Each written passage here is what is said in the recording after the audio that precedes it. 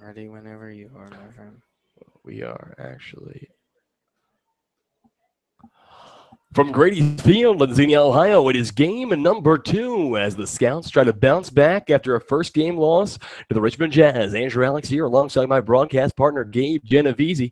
You will hear from Gabe in just a second. It was a 7-5 loss in the Scouts' first game of this doubleheader. The Scouts went off to an early 4-0 lead, but it was a 7-run top of the fifth for Richmond that ended up being too much for the Scouts to handle, but the Scouts sending Jack Rains to the mound as they will face Richmond for a second time today, and we are about to get things underway, folks. Sorry for bringing you in a little bit late to the game here, but they just don't give us that much time between these two contests. So it's Jack Rains on the mound for the Scouts. It's Joey Roddy at third, Aaron Takis at short, Ben Beachy at second, Kyle Casserly at first. Chris Ackerman behind the plate. It's Jordan Lambert in left, Francisco Andina in center, Dylan Lott and Dylan Wright. The first pitch of this ball game, that one finds the zone for a called strike. Jack Rains, the lefty, has been used in multiple roles this year. A lot of relief pitching, a lot of starting pitching, but for Rains, we saw him throw a gem in game 2 of the doubleheader against Lorain County. So Coach Corey Coobs hoping that we can get a similar performance here as he faces off against Nate Cobb. The count 1-1 to the center fielder from Malone. Cobb, 3 for 5 in the first game. That was his first contest of the year as Rains lays down a 1-1 curveball, finds the zone, a called strike 2. So 1-2 now the count. Rains, the southpaw, against Nate Cobb. He hits from the left side. The 1-2 pitch. And that one is just tipped back down into the plate. The count will stay at 1-2. For Richmond here in this inning, it's going to be Nate Cobb, followed by Cole Parks and Mitch Wilson. At the minimum, the 1-2-3 spots for the Jazz of Richmond, Indiana. 1-2 again. And that one tipped off yet again. So staying alive in this count is Nate Cobb. And like we said, Cobb from Malone, an impressive first game, 3 for 5 in his Richmond Jazz debut.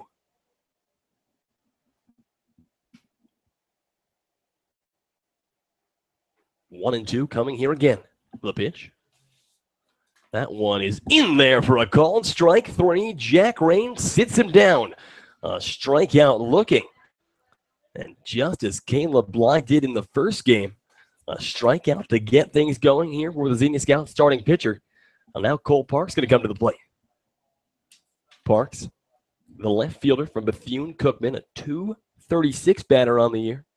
That's with 1 double, 2 triples, 1 home run, and 9 RBIs. First pitch. Fastball from Rains right down the pipe, a called strike 1. Well, 0-1 here with 1 away. Parks in the first contest.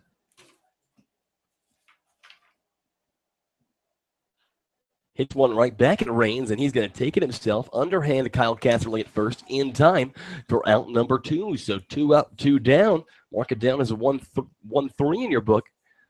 And now with 2 away, it's going to bring Mitch Wilson to the plate. Wilson, the second baseman from Concordia University, Illinois. Wilson, a .351 hitter on the year.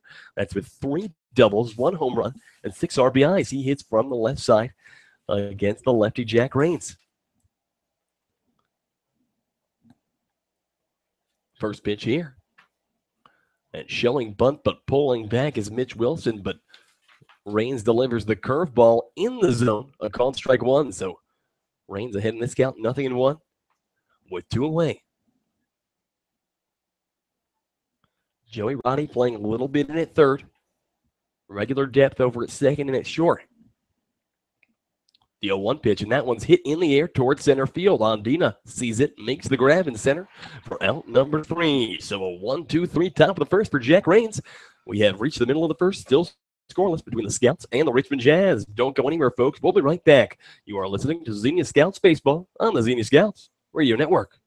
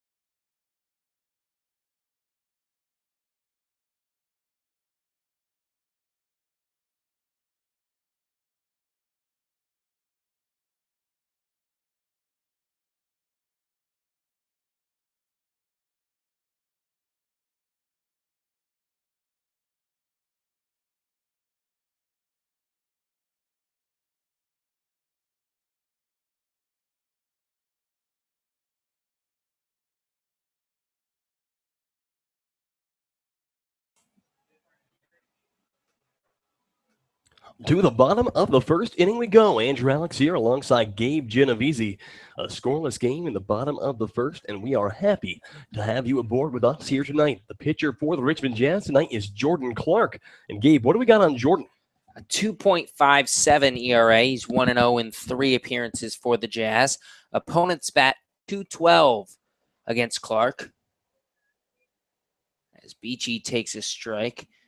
Clark, a lot of punch-out stuff. 17 strikeouts, the most on this Jazz team. His first pitch to Ben Beachy in there for a called strike. The 0-1 low and away, but Beachy goes fishing there. He's not happy with himself as he swings and misses for a strike. Gives himself a little hand to the helmet. Behind 0-2 in this count. It's Ben Beachy, Ryan Park, and Aaron Takis due up for the Scouts as Beachy watches a 0-2 curveball upstairs. Ball number 1. So the count moves 1-2 here. Jack Rains, if you missed it, a 1-2-3 inning in the top of the first. The 1-2 pitch to Beachy.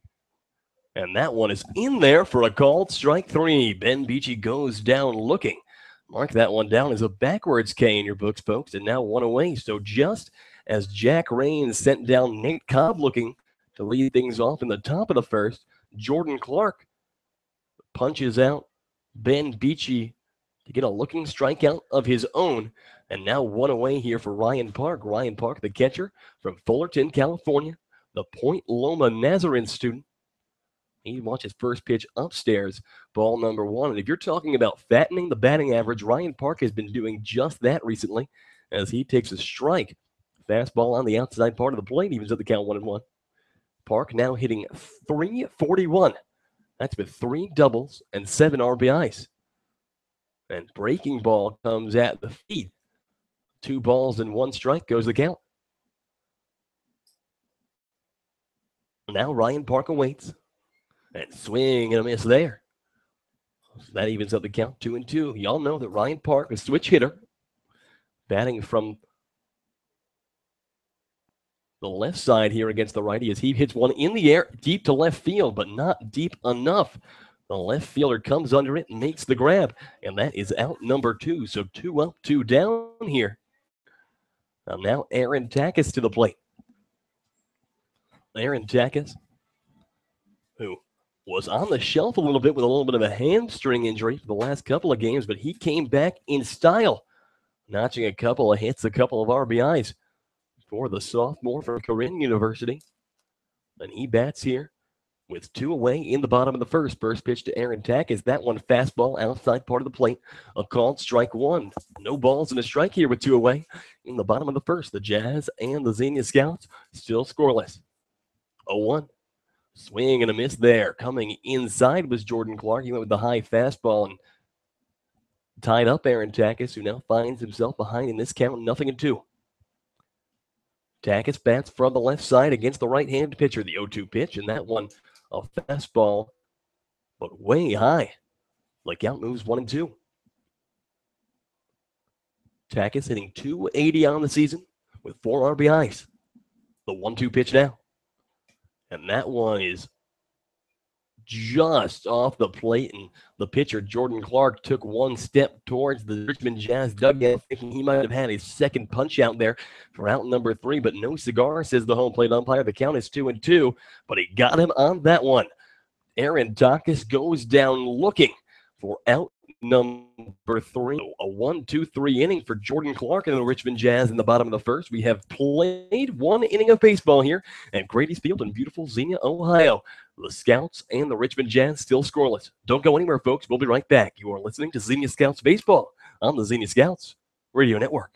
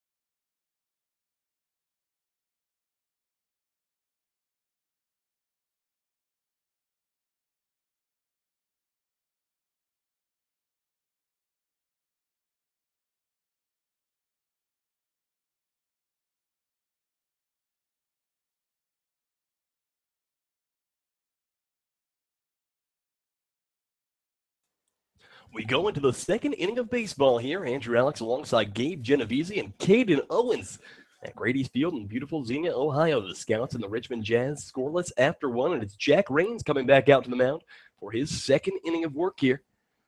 Rains will face Daniel Sepik to lead things off here in the top of the second. First pitch to Sepik. That ball low and away. 1 ball and no strikes the count. Sepik from Indiana University of Pennsylvania. A 273 hitter on the year. That's with 8 doubles and a home run. And he takes 1-0 way upstairs. The count goes 2-0.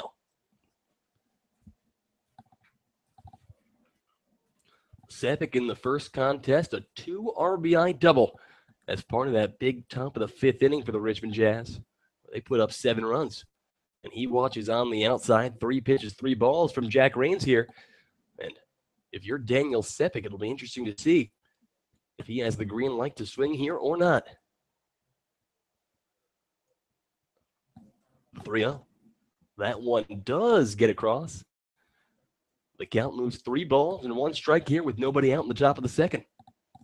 It'll be Sepik, Andrew Check, and Bill Kroll due up for Richmond here in the top of the second. A 3-1 pitch. And that one, a high chopper over towards third base. Roddy comes in, throws over to first in time for out number 1. Joey Roddy with some impressive work over at third. Gets the difficult ground out. We've seen him make a couple mistakes on balls hit like that earlier in the season, but with Roddy and maturity just improving, his skills over at the hot corner improving, and that's out number 1. And a good play by Roddy to field that one on a high hop that time. Played it right, and there's 1 down here in the second.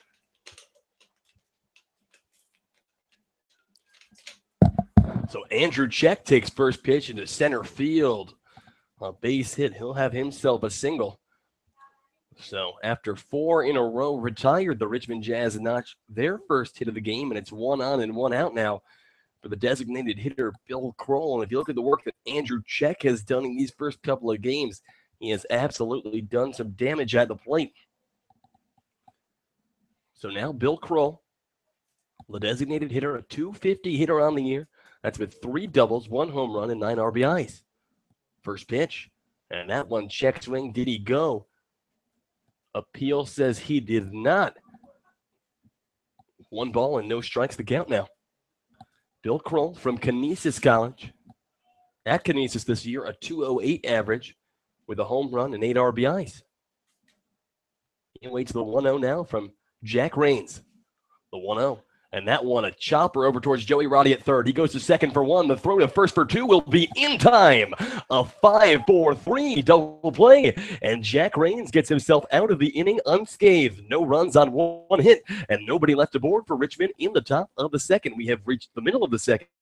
Still scoreless between the Scouts and the Richmond Jazz. Don't go anywhere, folks. We'll be right back. You are listening to Xenia Scouts Baseball on the Xenia Scouts Radio.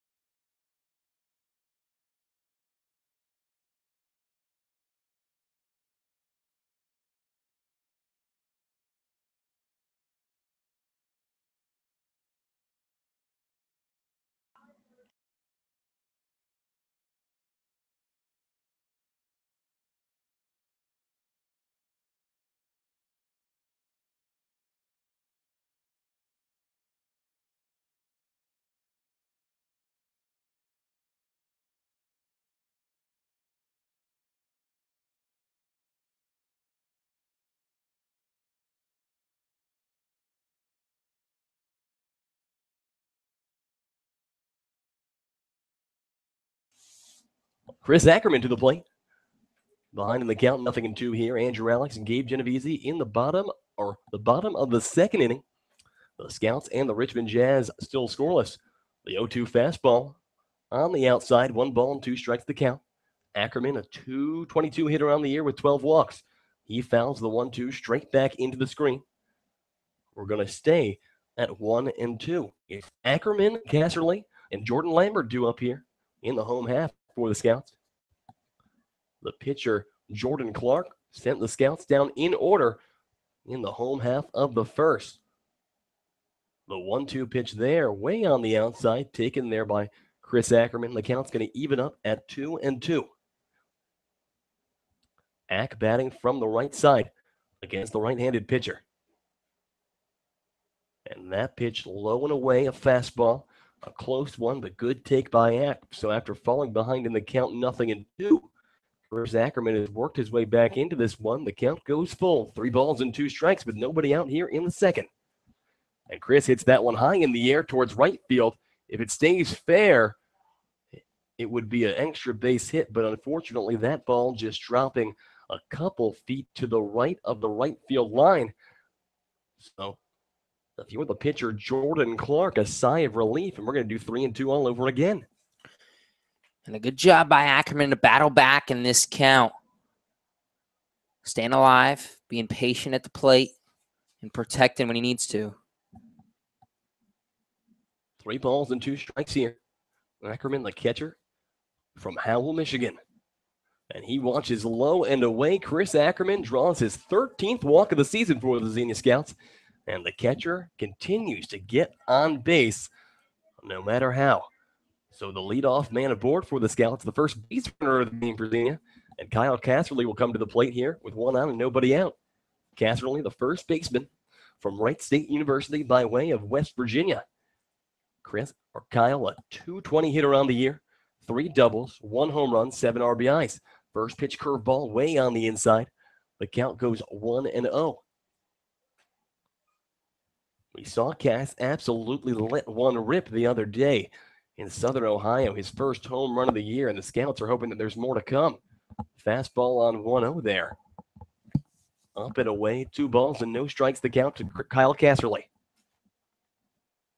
Cass bats from the left side against the right-handed pitcher, Jordan Clark. The pitch. And that pitch, fastball on the inside. Kyle Casserly tries to check his swing, but cannot. A strike there. The count moves 2-1. The delivery. That pitch low and away. So a favorable hitter's 3-1 count here for Kyle Casserly. The runner at first is Chris Ackerman. Nobody out here in the bottom of the second. A scoreless game between the Scouts and the Richmond Jazz. The pitch, and that one's hit a towering fly ball into very shallow left field. The shortstop Gillerman takes a couple steps back and makes the grab for out number 1. So Kyle Casserly goes down. Mark it down in your books as an F6, and now it's Jordan Lambert to the plate with 1 on and 1 out. Lambert from the University of Tennessee at Martin. A .275 hitter on the year, 2 doubles, and 8 RBIs. Ackerman takes his lead from first. The pitch.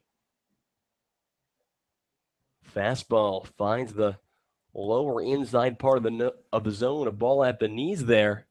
The count moves 0-1. And this home plate umpire in game number 2 is really slow at calling balls and strikes. Big hanging curveball there. Missing upstairs. The count evens up a ball and a strike. But that's exactly right, Gabe. And it wasn't as bad. Hopefully it's not as bad as remember that other game we had at Richmond where the guy would take about 30 seconds and then basically not say anything as 1-1 pitch is fouled straight back into the screen. The count moves 1-2 here. 1 on and 1 out in the bottom of the second inning. The Scouts and the Richmond Jazz in game at number 2 of this Tuesday evening doubleheader at Grady Field in Xenia. The 1-2 pitch, and Lambert hits that one hard into deep right field, but it's just going to go foul. Jordan Lambert absolutely got a hold of that one, but all that one counts as is a very, very long strike at the end of the day, and Off the bat, it seemed like Jordan Lambert could have been getting his first home run, which has eluded him thus far this season. As he hits that ball on the ground over towards first, the pitcher covering the bag, but first baseman Check will take it himself and step on first for out number 2. Mark it down as a 3 unassisted. Runner Ackerman advances to second base, so Ackerman in scoring position with 2 away now. On the batter, of course, Joey Roddy. And that's exactly what I was going to say. Despite the ground out, you get a runner in scoring position here early in the second inning. Let's see if Roddy can come through. So Joey Roddy to the plate. Joey hitting 100 on the year. He takes a first pitch fastball at the knees. A called strike 1. Roddy from the Ohio State University, the native of Boston, Massachusetts, just finishing up his freshman year there. Does have 3 RBIs on the year, all on bases loaded walks, however. Roddy, who has drawn 10 walks, as curveball there does find the zone. The count moves 0-2 to Joey Roddy. And Roddy doesn't seem to like the call there, Gabe. Just politely saying something to him like he thought that curveball was up. And as a hitter, it's important to kind of establish your position there. Figure out what the zone is. 0-2, missing low and away. The count moves 1-2. The Scouts still looking for their first hit of this game. And right away, that outside corner has been very inconsistent. He's called that pitch a strike twice today. That one was a ball. We'll see how it plays out. And Roddy hits that one hard on the ground over towards second, but the second baseman Wilson all over it, throws over to first in time for out number 3. So the Scouts draw a leadoff walk, get him to second, but cannot bring him home. No runs on no hits, and 1 man left aboard for Xenia. We have played 2. A scoreless game between the Richmond Jazz and the Xenia Scouts. Don't go anywhere, folks. We'll be right back. You are listening to Xenia Scouts Baseball on the Xenia Scouts Radio Network.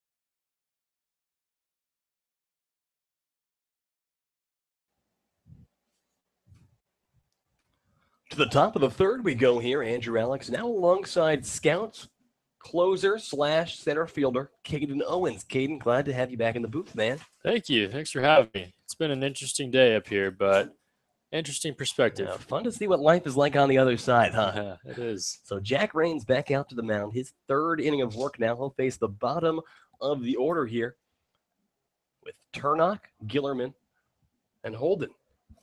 So first pitch curveball missing on the outside. 1 ball and no strikes here.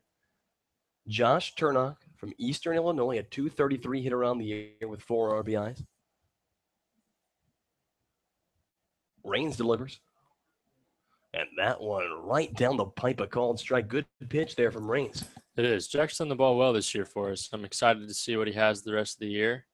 But we need a quality start out of him today, and that's what he's given us so far. And that's exactly right, Caden. Mostly coming out of the bullpen, but in a 7-inning game, seeing if we can extend Raines as Turnock hits that one to deep center field. Ondina has to track back a good bit, but makes the catch about 10 feet in front of the warning track for out number 1 here.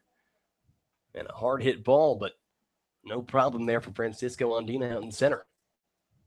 So now Jordan Gillerman to the plate. Gillerman, the shortstop from St. John's. That's the St. John's Red Storm in Queens, New York. Division I program in the Big East. Gillerman, a .283 hitter on the year. 3 doubles, 9 RBIs. First pitch. And that one, a fastball just low, it seems. St. John's is a good baseball program. We matched up against them in Stillwater for the NCAA Regional 2 years ago. It was a close game. I think they ended up beating us, actually. So they have a good program over there. Yeah, certainly they have made appearances in the tournament from time to time. For those of you that don't know, Caden plays with the Oral Roberts Eagles, I believe. Y'all are the Eagles? Golden Eagles. The Golden Eagles. And they are a mainstay in the NCAA Division I men's baseball tournament as well, appearing this year as 1-1 swung on and miss. And who'd you all play in the regional this year? Arkansas and we played Arkansas on Friday night in the opener, played Oklahoma State the next day, and got Arkansas again after that. the Hogs over in Arkansas, man. 1 ball and 2 strikes now to Jordan Gillerman. The pitch. And curveball up and away. The count evens up 2-2. Jack Rains from Baldwin Wallace College.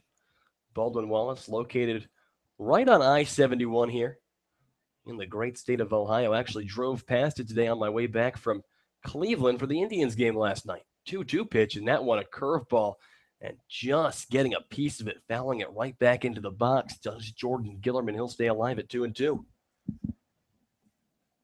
Gillerman in the first contest, 1 for 4, an RBI single in that big 5th inning. 2 balls and 2 strikes here with 1 away. The lefty Rains against Jordan Gillerman. He bats from the right side. Rains looks and delivers. And that one swung on and missed. Strike 3. The second strikeout of the day for Jack Rains, and 2 away here in the quality top of the breaking third. ball right there from Jack. Down and in, right underneath his hands. That's exactly where you want a 2-2 breaking ball. So Jack Rains, 2 up, 2 down. He has retired.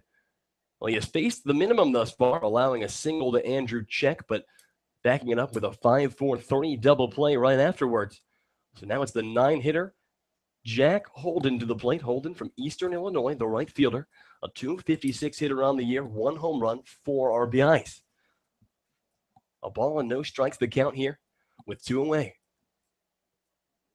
Lefty-lefty matchup. The pitch, and that one hit right up the middle, and that's going to roll into center field, a base hit, the second hit of the day off of Jack Rains. And not a very hard hit ball, but kind of finding that perfect spot right back at the mound. A tough play for the pitcher to make. And that's been the story for the Jazz this evening. Going back to game 1, 8 hits in the 5th inning, but most of them were just flares or balls that found the hole through the infield. So now with 1 on and 2 outs, it's going to be Nate Cobb to the plate. Nate Cobb from Malone. He is 3 for 6 to start off the season. He went down looking his first time up. First pitch curveball, check swing. Gets a piece of it fouled down the first base line. The count goes 0-1. And we saw from this guy, Nate Cobb, batting. He laid down a squeeze bunt attempt in the first contest, and it would have been hard to predict that a guy could have speed like that. Me and Gabe saying probably the second fastest guy we've seen in this league so far, other than probably Trey Turner from Arizona State, as a pickoff attempt over to first. And that's a guy playing 2 sports, the center fielder for the Hamilton Joes, 2-sport athlete, ran a 4.340. Yeah, that's incredible. To be playing baseball as well at the college level, that's difficult to do, to play more than one. So 0-1 the count now. The pitch. And fastball there finds the zone. Jack Rains ahead in the count. 0-2 here on Nate Cobb. He got Cobb looking his first time up. 2 strikeouts on the day. And 1 pitch away from shutting the door, turning the Jazz away in this inning and making it strikeout number 3. But a runner at first here in a scoreless game. In the top of the third, the pitch. And that one check swing. Did he go? Looks like they say he did not drop third strike, even if it was one, but they'll say he held his swing. The runner at first, Jack Holden, advances on the passed ball. And just like that, a runner in scoring position now in a little bit more precarious situation if you're Jack Rains out there on the mound. It is. Look for him to come back with the same pitch, potentially right here, a little bit better located, to get this left-hander to swing over the top of it. And if you're Rains, what would you say is Rains' money pitch? The curveball or the fastball? Or even the slider? I would say locating both of his breaking pitches has been huge for him and his success this summer. Pitching off of the fastball with those pitches whenever he wants. The 1-2 pitch. And that one. There it was. Slider. Slider, swung on, dropped third strike. He makes the tag, and that is going to do it. Jack Rains strikes out Nate Cobb to end it for the Jazz in the top of the third. No runs on one hit, and one man left for Richmond. We have reached the middle of the third inning. The Scouts and the Richmond Jazz still scoreless here at Grady's. Don't go anywhere, folks. We'll be right back. You are listening to Xenia Scouts Baseball on the Xenia Scouts Radio Network.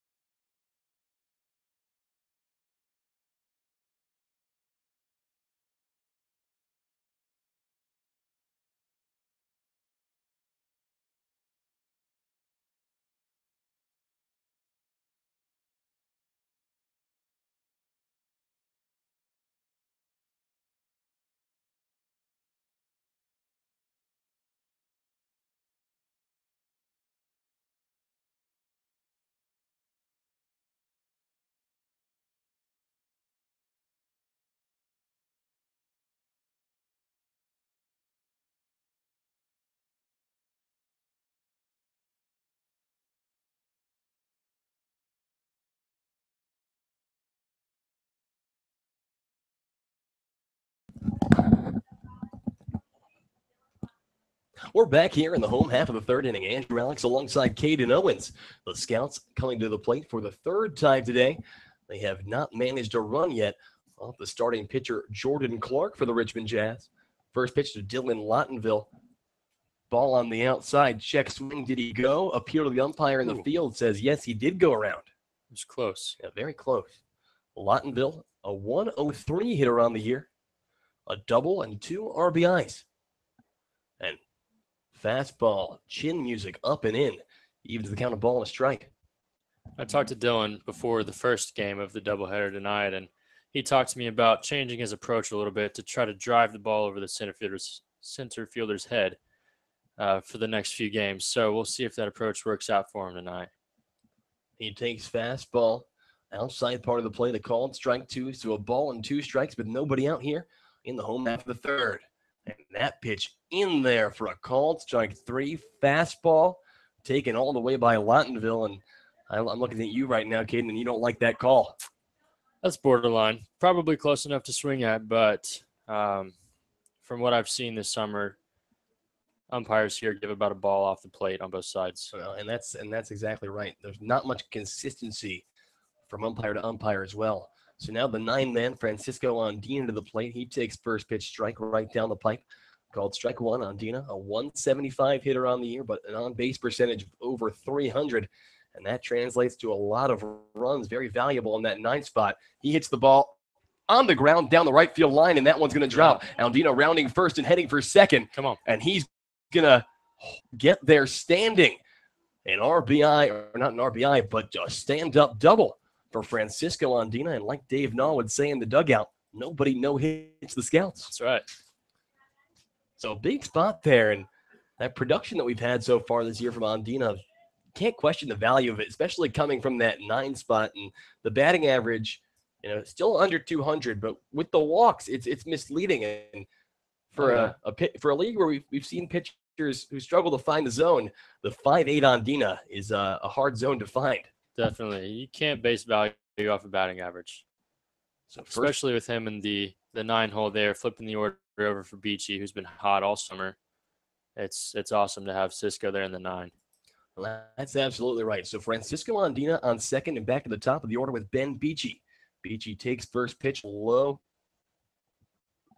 Ball number 1. And Beachy rips that one right center field gap, and that one's going to drop at the warning track. Francisco Andina is rounding third and heading home. Ben Beachy is going to get to second standing. An RBI double off the bat of Ben Beachy, and the Scouts are on the board. They take a 1-0 lead. It's a great approach by Ben right there to go to right center ahead in the count. He looked for a mistake, and he got one right there. So good piece of hitting. And just like we talked about in the second prior, Andina gets on base and sets up the leadoff man, Ben Beachy. He has 17 RBIs on the year, Ben Beachy, and he's in the leadoff role pretty much every game. So 1-0 Scouts is your score now. Ben Beachy over at second, and one of the really hot bats in this lineup, Ryan Park, to the plate. Park, a .341 hitter that is tops on the Xenia Scouts lineup. The pitch, curveball to Park. That one on the inside part of the plate, a called strike taken all the way by Ryan. 0-1 the count now.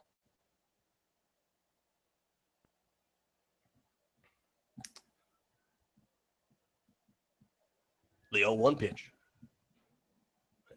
Going with the breaking stuff again, but just can't get it to get down. That one delivered way upstairs. Evens the count up, a ball and a strike here. Bottom of the third, 1 out, 1-0 Scouts. Your score, Ben Beachy over at second.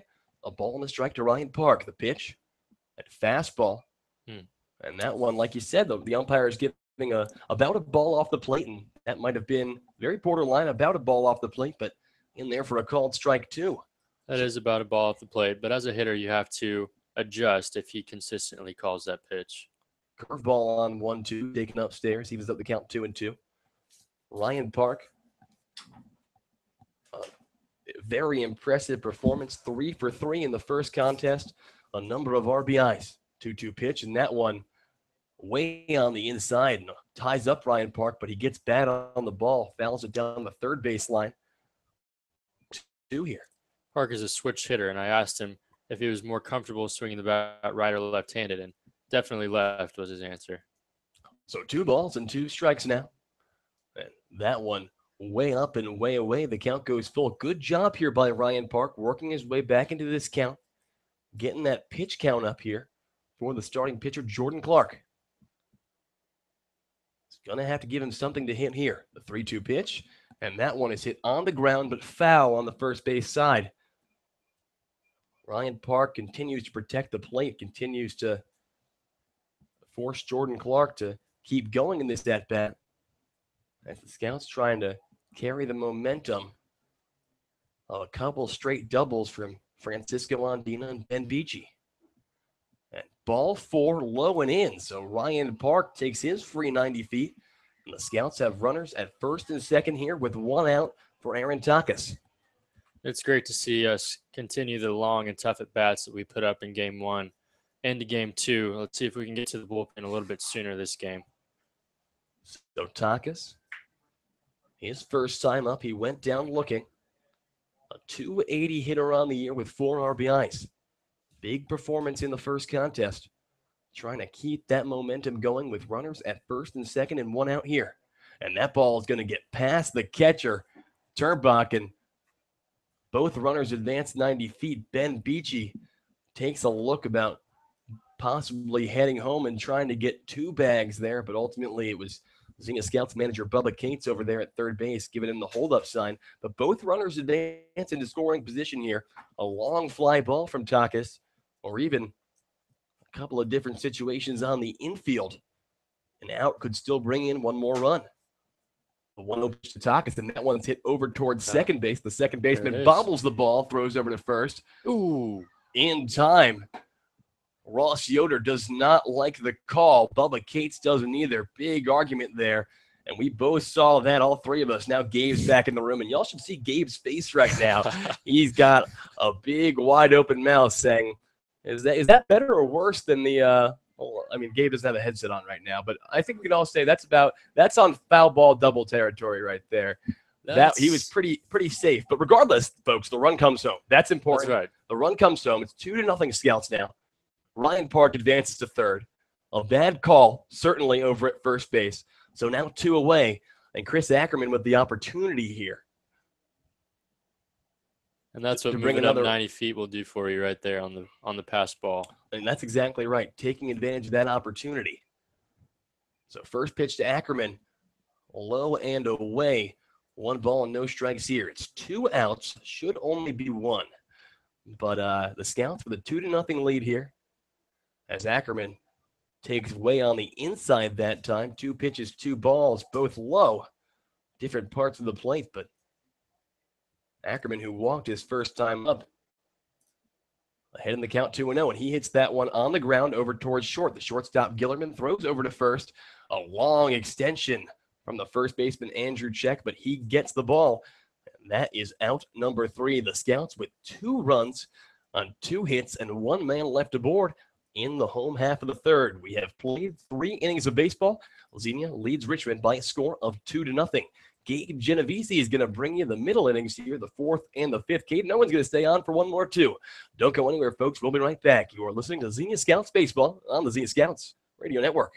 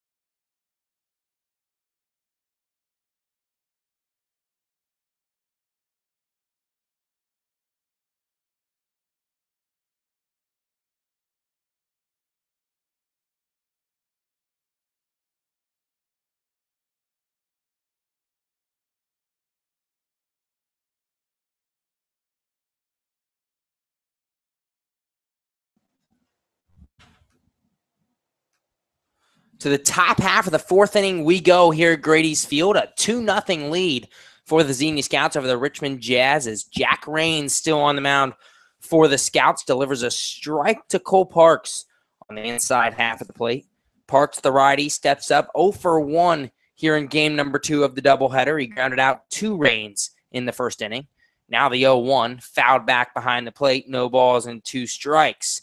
Gabe Genovese here with you on the Xenia Scouts Radio Network alongside Caden Owens, left-handed pitcher and right fielder for the Xenia Scouts. Parks was 1 for 5 in the first game of the doubleheader. He did reach base on a fielder's choice. Now the 0-2. High ball. Skied high, a fly ball. Jordan Lambert comes down with it as all of a sudden cannot talk. Cole Parks flies out, and there's 1 down. That's exactly what we need out of Jack after a 2-run inning right there to get back in the zone early and get the first pitch, get the first batter out. That'll bring up Mitch Wilson for the Richmond Jazz. Wilson flew out to the center fielder Ondina in the first inning. A lefty-on-lefty matchup here. The first pitch, bunted to Ackerman. He fires to first, pulls Casserly off the bag, and Mitch Wilson has an infield single. I apologize for the little delay there. I was going to say bunted to Rains because it was bunted straight back to the mound, but it kind of died, and Ackerman came out and got it halfway between the plate and the mound and just couldn't make the throw in time. Most of the time that ball is fielded by the pitcher, but he could also run. So, I don't know. Good job. Good job by the hitter right there to put that where I know he needed to. Wilson stands on first with 1 down here in the 4th. The first pitch to Daniel Sepik is way outside. A good job by Ackerman behind the plate to hop out of his crouch and go get that one. 2-0, the Xenia Scouts lead here in game 2 of the doubleheader. Another 7-inning game here at Grady's Field. 1 out, top of the 4th. The second pitch to Sepik is once again high and away, 2-0. Daniel Sepik grounded out to Joey Roddy at third in the 2nd inning. Sepik has power in the cleanup spot. Came into today tied for 2nd in the league with 7 doubles. The 2-0 on the outside edge for strike 1. That's a great spot right there for the 2-0 fastball. On the black, at the knees. There's not much you can do with that. 2-0, you throw the fastball to get it over, but at the same time, it's not something easy for Sepik to hit. Now the 2-1. The runner will take off. Sepik fouls off a curveball back into the mid of Ackerman, I believe. And yeah, the Scouts got extremely lucky there. Sepik got a tip of that ball because that ball still went straight into Ackerman's glove. It did. And Ackerman wouldn't have been able to make a throw. No, there was a great jump over there at first base. They had a hit and run on right there. And fortunately for us, the hitter did not cover that pitch. Great pitch by Jack, though. 2-2 to Daniel Sepik. The pitch will not be thrown as Raines throws over to Casserly at first. Wilson back easily. With the loss in Game 1, the Scouts fell to 6-8 on the year. The Jazz moved to 8-5, a big loss for the Scouts in this Southern Division standings. But the Scouts can get one back right here, and then they play the Jazz again tomorrow. Now a chopper foul down the third baseline, and we'll do 2-2 all over again.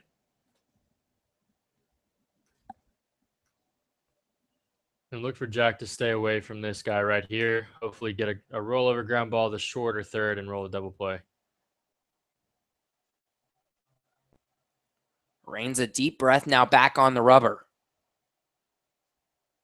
The 2-2 to Sepik. Runner going. It gets past Ackerman in the dirt. So not only is that ball 3 to Daniel Sepik, but Mitch Wilson moved to second on the passed ball.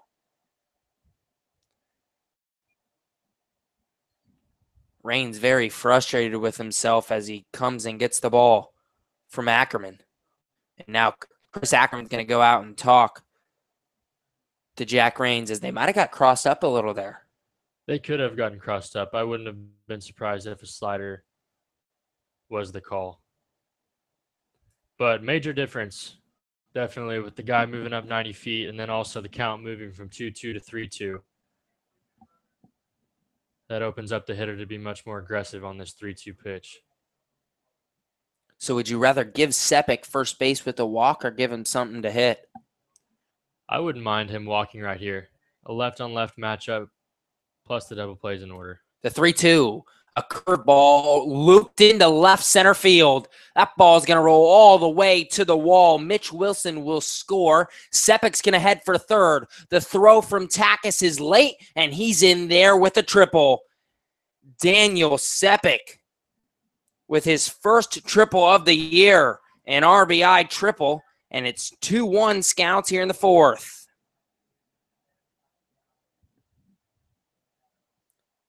A big hit from Sepik, the cleanup hitter there. It's a good job adjusting to the 3-2 slider right there and still squaring that pitch up. Usually you'll sit on a 3-2 fastball, and he definitely could have been, but he adjusted well. And that'll bring up Andrew Check, a hitter just as dangerous as Daniel Sepik. Check 2 for 3 with an RBI single and a walk in Game 1. He singled back in the second inning off of Raines. And Raines throws over to first. That was to check to see if the runner missed first base on the way around, but doesn't look like he did. As I wonder if Cass had a feeling that he missed the bag. He could have. Now the first pitch to Check. Fouled off his front foot, 0-1. Andrew Check came into today. Batting .340, 25th in the league, 26th in the league in hits with 17, and tied 5th in home runs with 3. The middle of this Jazz lineup, very powerful. Now the 0-1 to Check. Ground ball up the middle, base hit, and this game's tied at 2. The Jazz have responded with 2 in the fourth, and with 1 down here in the top half of the fourth inning, Andrew Check stands on first. And now the goal is just to stop the bleeding here and get back in the dugout as quick as possible. Give our offense another chance to put us back on top. And Bill Krul steps to the plate. Krul struggled today. 0 for 2 in Game 1 with a couple of walks, and then he grounded into that 5-4-3 double play in the second inning of this one. And this time it hits him on the front foot. Raines let that pitch get away from him. And I would not be surprised if we get a mound visit here soon. Yeah, mound visit potentially coming up soon. Just to regroup, calm down a little bit, reset, and get back in the strike zone. And that'll bring up Josh Turnock, the catcher here in this one. He was the designated hitter in game 1. And yep, here comes pitching coach Corey Koobs. As Cruel, who just got hit, is the DH here in game 2. He was behind the plate for game 1, so just a little flip-flop there. That's really the only difference in this Richmond Jazz lineup. As once again, we see the Scouts get ahead early. And right here, well, last game it was the 5th inning. This game it's the 4th inning. Hopefully, Jack Raines can limit the damage to 2 here in the 4th. Last game it was 7 in the 5th. The infield not in here, just Ackerman, Raines, and Koobs on the mound. You think he's just calming him down? Probably so. I can tell you from experience, the one mound visit that Koobs made to me was just to tell me a joke to calm me down, and he turned around and walked right back to the dugout. So that's probably something about what went on just now. Whatever works, right? That's right. Andrew Check on second, Bill Cruel on first. Josh Turnock, the lefty, the batter, the first pitch to him, below the knees, ball 1. Actually, no, it'll be a strike. As the home plate umpire continues to signal strike about 4 seconds after the pitch. And he's still giving about a ball off the plate. That was a ball to a ball and a half off the inside corner, and we're getting that pitch. The 0-1, a fastball high and tight, 1 ball and 1 strike to Josh Turnock. Turnock flew out to Ondina in center his first time up in the 3rd inning. Here in the 4th, up for the 2nd time in game 2. 2-2 tie between the Jazz and the Scouts. Now the pitch to Turnock. A strike on the outside edge on a curveball, 1 ball and 2 strikes. And once again, I thought he called that a ball. I was about to say, where'd that miss? But he gave it to him. Wouldn't be surprised to see the same pitch selection right here. The 1-2 from Raines. A fastball chopped toward Beachy at second. He'll range over, make the play. The runners will advance to second and third, but there's 2 down here in the 4th. And this might be the biggest at-bat of the game here for Jack Raines. Andrew Check on third, Bill Cruel on second. 2 down here in the top of the 4th. The Richmond Jazz have scored 2 here in the 4th to tie the game at 2. And Jordan Gillerman comes to the plate. And this is a huge at-bat. 2 outs, 2 runners in scoring position, especially when you think you're only playing 7 innings right here. The first pitch to Gillerman off the outside. 1-0. Jordan Gillerman struck out swinging in the 3rd inning. The second victim of Raines at the time. Raines gets the signal from Ackerman. The 1-0. Lined foul behind the plate. 1-1. Jordan Gillerman 1 for 4 with an RBI single in that big 5th inning in the last game. And now he's up in a big spot once again. That was the thing about that 5th inning. Every Jazz hitter came through with a clutch hit. Yeah, they just seemed to find the holes. That's really what it was. The 1-1 to Gillerman. Off the outside part of the plate. 2 balls and 1 strike to the shortstop from St. John's.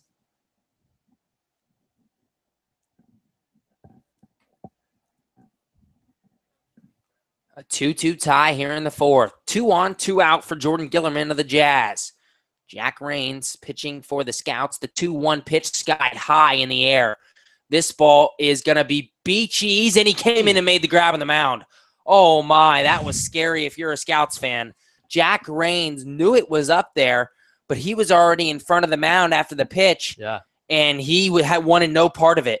Beachy kept looking, waiting for Raines or even the shortstop Takis to call it, and no one did. He finally came in and made the grab, and the Scouts are out of the inning, but the damage is done.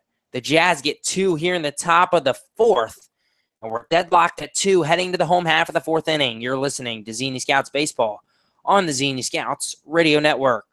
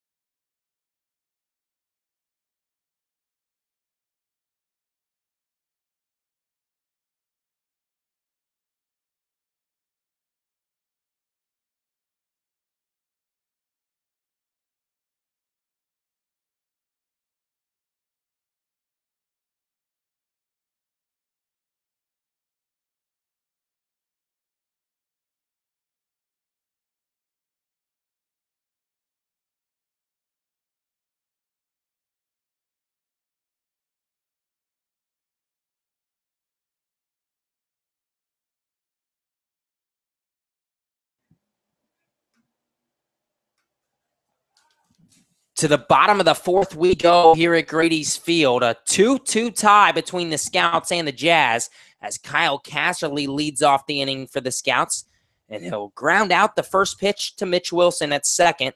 A 4-3 putout, 1 down here in the 4th. And if you're Cass, that's the pitch you look for right there. He was ready to hit the first pitch fastball that he got, just barely missed it. Jordan Clark still on the mound for the Jazz. Jordan Lambert steps up for the Scouts, and he takes a fastball high at the chin, 1-0. Game 2 of the doubleheader here this evening. The Jazz took the first one 7-5. The Scouts trying to bounce back as Lambert takes a ball outside, 2-0. That bounced the Scouts down to 6-8 in the Southern Division standings. The Jazz moved to 8-5. Now the 2-0 to Lambert is skied high into shallow left center field. The left fielder Cole Parks comes on and makes the grab, 2 down. So the 5 and 6 hitters in the heart of the Xenia Scouts lineup both get fastballs that they like to hit, and both just miss them. Yeah, Jordan seemed a little bit frustrated with himself there, just barely missing those fastballs in the middle of the zone. And that'll bring up Joey Roddy for the Scouts. Roddy hacks at a first pitch fastball, fouls it off behind the plate, 0-1. Joey Roddy 0 for 1 here in game 2. He grounded out to the second baseman, Wilson, in the second inning. He was not in the lineup for game 1. And now he chops one, a slow roller toward third. Sepik comes on and makes the play. 3 up, 3 down. The Scouts go down quickly, and Jack Rains will be back on the mound in the 5th with a 2-2 tie. You're listening to Xenia Scouts Baseball on the Xenia Scouts Radio Network.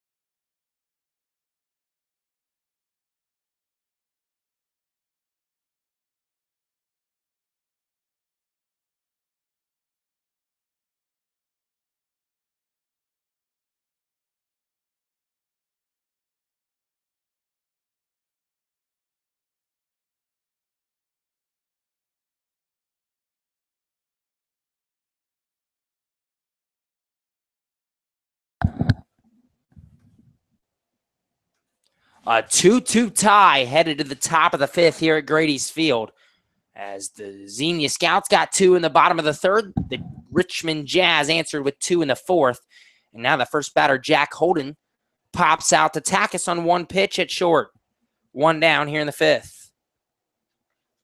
And if you're Jack Rains, that's what you like to see. 1 pitch, 1 out, and Corey Coobs and company trying to get Rains to go as long into this game as possible. So working quickly here, already 1 away here in the top of the fifth. And hopefully Rains can avoid what happened last game, as the first pitch to Nate Cobb is a strike on the outside edge. Last game in the fifth inning, the Scouts were up 4-0 going into the fifth. Caleb Bly gets the first batter of the inning, the 9-hole, Jack Holden, to pop out. And then the Jazz rattled off 7 straight hits, and it ended up being 8 hits in the inning and 7 runs. Yeah, and from what we learned from Caleb Bly, they did have his signs, which partially you got to give, kind of makes sense if you put 1 and 1. Really? Yeah, when you put 1 and 1 together, and according to Kate, what they had it out of his glove. So, yeah, they knew it was coming, and they were just sitting, and that kind of explains how, even though Bly, you had seen him go from about a 9 to about a 7 in the prior inning when he walked those couple of guys following the double that shouldn't have been on what was actually a foul ball. But, yeah, I mean, that's how you rally off 10 straight signals against a guy like Bly, who had been pitching a 1-hitter up until that point. Nate Cobb, after taking 2 balls low, checks swings at a pitch, low in the dirt, 2 balls and 2 strikes to the leadoff hitter for the Jazz. He's 0 for 2 here in game 2, a strikeout looking in the first inning, a strikeout swinging in the third. Now the 2-2 pitch, low and away, 3-2 to Cobb. Nate Cobb, the center fielder for the Jazz. We've seen his speed here today. 3 for 5 in game 1, 2 infield singles, 1 a ground ball, 1 a bunt. Now the 3-2 to Cobb. A flare out to left field. That ball lands, base hit. Lambert picks it up and quickly fires it into second. Cobb's on for the first time here in game 2 with a 1-out single. And that ball just not hit very hard, but just finding the right spot. Keeps it exactly right. The flare there. And unfortunately, if you're Jack Rains, a very speedy guy, and Nate Cobb aboard, and he is the definition of a threat on the base paths. Now Cole Park steps to the plate for the Jazz, the 2-hole hitter in the lineup here in game 2. He grounded out to Jack Rains at first in the first inning. Rains on the pitcher's mound in the first inning, and flew out to the left fielder Lambert in the fourth. Back up again here in the fifth as Rains throws over to first to check Cobb. Now the first pitch to Parks. Ground ball left side and goes past Roddy. Takis fires over to second, and Cobb is safe. Roddy cannot scoop that short hop. Takis fields it in the deep hole at short. His only play was to second, and Nate Cobb beat him there. And that's something that we've seen a couple times so far this season from Roddy as he charges in from third. Just a problem making the scoop on the slow roller, and unfortunately kind of hits the ball ajar and makes it a harder play than if he wasn't there for Aaron Takis over at short. And ultimately with that kind of speed of the base paths over at first and Nate Cobb, really no chance. So 2 on now with 1 out, and what really could have ended up being an inning-ending double play. Mitch Wilson at the plate for the Jazz. He takes a strike in the inside corner, and now you're at the heart of this Richmond order, and this could be trouble. The last time through this order, Wilson singled, Sepik tripled, and Check singled. The 3, 4, 5 hitters for the Jazz are very hard to get out. Nate Cobb on second, Cole Parks on first. A 2-2 tie here at the top of the fifth. The Jazz with 2 on and 1 out. Jack Rains on the mound for the Scouts. The pitch. Up the middle, ground ball. Takis fields it, steps on second, and there's the double play. A good scoop by Casserly at first. They get the 6-4, 6-3, 6 unassisted 3 as I try to freaking write this in my book. But they're all different, man. But the Scouts get out of the inning. We'll go to the bottom of the fifth, tied at 2. You're listening to Xenia Scouts Baseball on the Xenia Scouts Radio Network.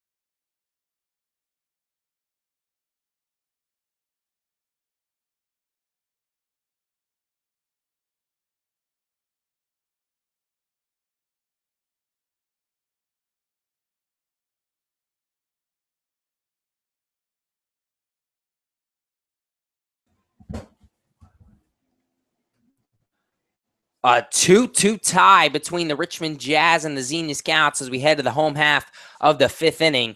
Dylan Lawtonville will lead it off for the Scouts as he hammers one to left field. That ball is deep, and that ball will be caught at the warning track. And that ball off the bat of Lawtonville looked very good.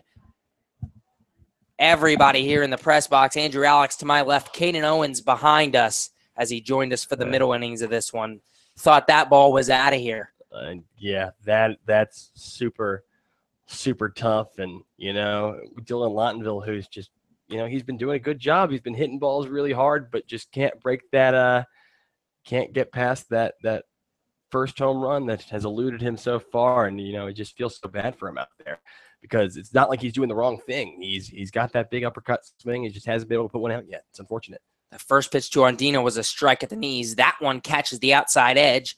Francisco Andina quickly behind 0-2. And you say that because Lawtonville has had 4 balls now that have been caught at the warning track in left field. And it's tough, too, because at every other ballpark, pretty much a home run. The 0-2 to Andina. Line drive, base hit left field. Francisco Andina is on for the second time here in game number 2. He doubled in the third inning. He singles now. And there's one on with one out for the Scouts. And you saw what happened last time the Scouts got this little thing going. It was an Andina double in the third, which was followed by a Ben Beachy double that brought home the first run of the game for the Scouts. So now Beachy, one of the most talented hitters in that leadoff role. Let's see if he can get a little bit of a rally going here for the Scouts as they are down to the final couple innings of this game, still deadlocked at 2. Clark throws over to first. Andina dives back safely. Game number 1 of the doubleheader this evening. The Jazz took it 7-5 after the Scouts had a 4-0 lead. The first pitch to Beachy in the dirt, ball 1. That dropped the Scouts to 6-8 in the standings. The Jazz improved to 8-5 in the Southern Division. So the Scouts still in 4th in the Southern Division. The Jazz still in 2nd. Now a 2-2 tie here in the bottom of the 5th as Beachy fouls one off behind the plate, 1-1. The Scouts hoping to split the doubleheader here tonight, improve to 7-8 on the year. And then with the Jazz tomorrow as well, that could be a rubber match if the Scouts can pull it out. The 1-1 pitch to Beachy. Beachy shows bunt, takes a ball high and away. 2 balls and 1 strike to the sophomore from Otterbein College. Ben Beachy 1 for 2 here in game number 2. A strikeout looking in the first inning. That RBI double that Andrew mentioned in the third. As Andina dives back safely after Clark throws over again. Jordan Clark still the pitcher on the mound for the Jazz. Scouts 2 runs on 2 hits, make it 3 now with the Andina single so far, as Beachy swings through a fastball on the outside part of the plate, 2-2.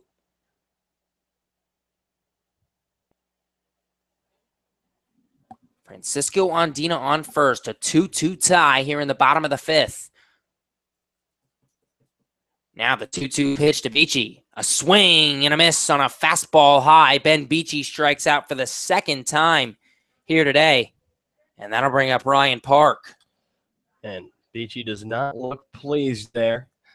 And for Ben, a guy who has been so effective, tough to blame him, but a couple of punch-outs in this game and 1 in the first, uncharacteristic for the shortstop Beachy. Ryan Park to the plate. The switch hitter will bat from the left side as he takes a ball just off the outside edge, 1-0. Park 3 for 3 in game number 1. With a walk. He's 0 for 1 with a walk here in game 2. Now the 1-0 pitch just off the outside corner again. 2 balls and no strikes. Ryan's seeing the ball very, very well over these past couple of games. Park, the designated hitter here in game 2. Now the 2-0.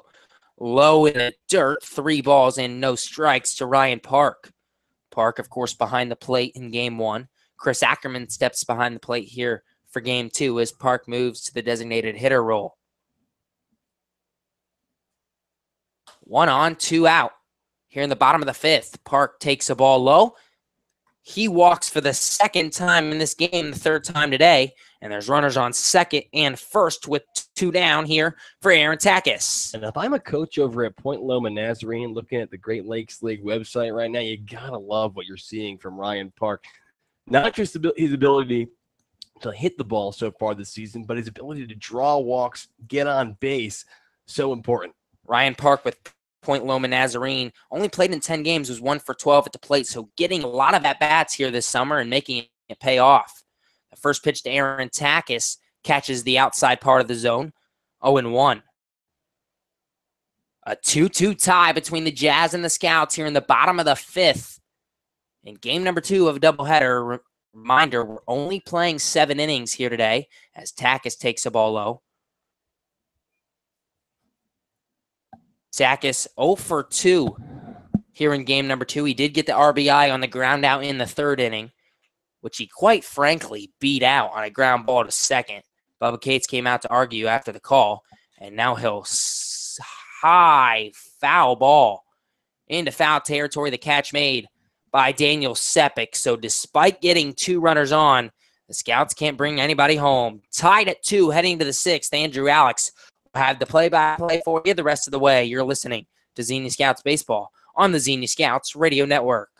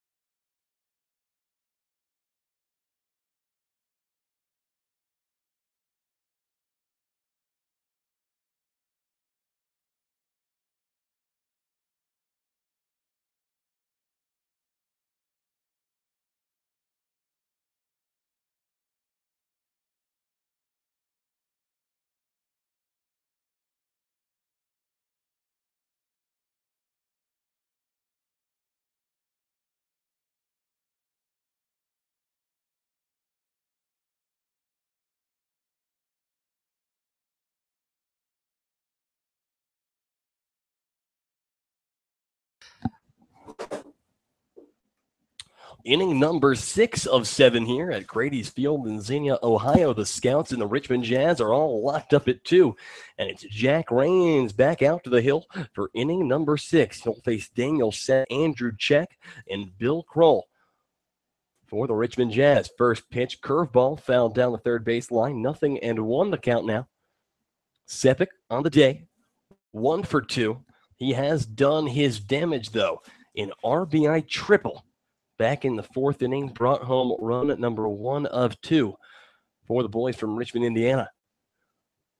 0-1 the count here. And that ball delivers up and away, evens up the count, and ball and a strike. Sepik from Indiana University of Pennsylvania.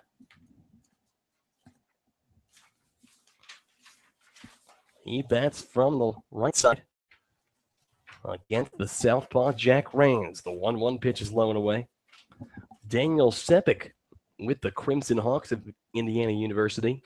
A .313 average with 25 RBIs. His 52 hits led the team. 8 home runs, also a team high. 2-2 pitch is fouled out of play. First base. The count evens up 2 balls and 2 strikes here with nobody out. And if you're Jack Rains, this is a very important at-bat. Get this first out of the 6th inning and start rolling here as we head down to the wire. The 2-2 pitch coming now. Here it is. And that ball hit on the ground towards third. Joey Roddy has it, but he muffs it. The ball goes off of him into center field. Sepik's going to be safe at first, considers second, but good job by the shortstop, Aaron Takis, to get to that ball quickly, but unfortunately, another costly mistake by Joey Roddy over at third. The second error of the day for Joey Roddy And just off the top of my head, I don't have the exact number, but from what I remember, about the 6th error from Joey Roddy at third in the past 3 or 4 games. He struggled over there at the hot corner a little, and hopefully Rains can battle back. So the leadoff man aboard here in this tie game. First pitch curveball from Jack Rains to Andrew Check. Money pitch there. Finds the outside part of the plate. A called strike one. It's a runner at first here with nobody out in the top of the 6th inning. The Scouts and the Richmond Jazz deadlocked at 2. Jack Rains looks to first. Now he delivers the 0-1. And that pitch slider taken off the plate, evens up the count, a ball and a strike.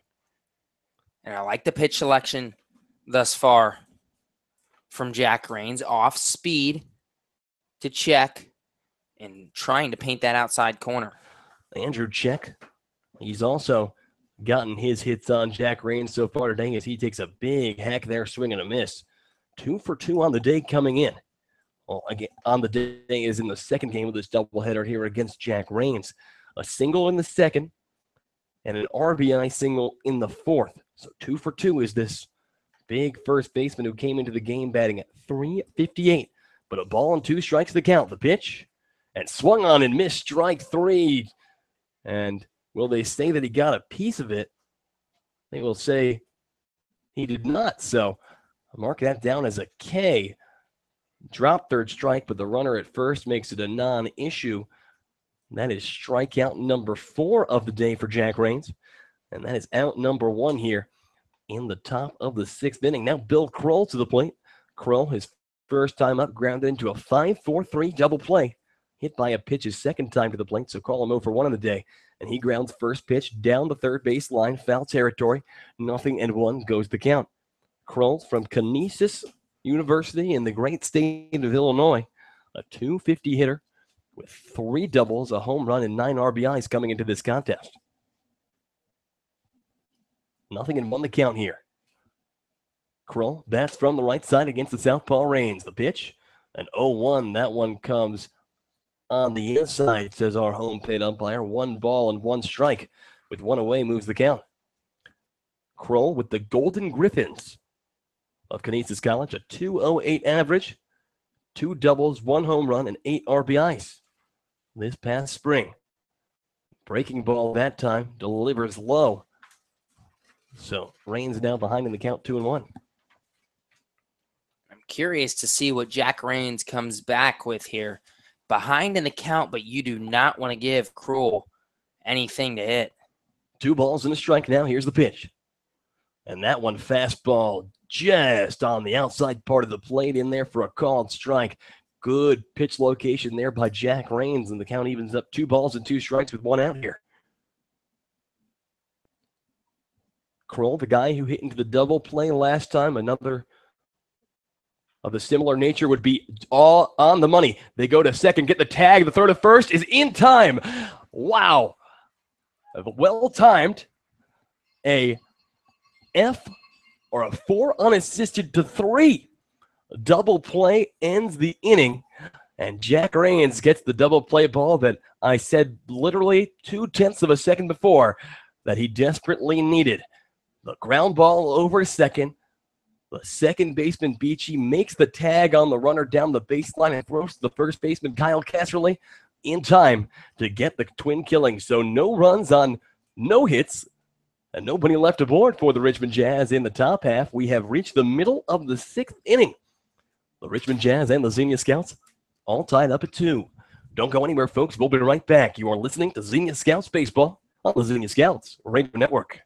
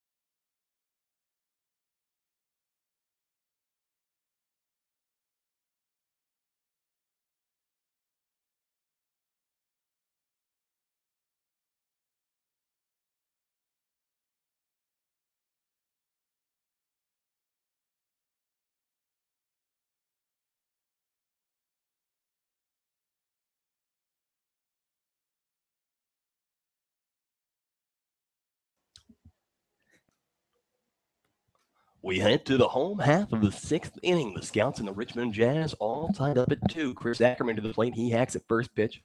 Foul ball down the first baseline. The count moves 0-1. Chris Ackerman, he is 0 for 1 on the day. Did draw a walk.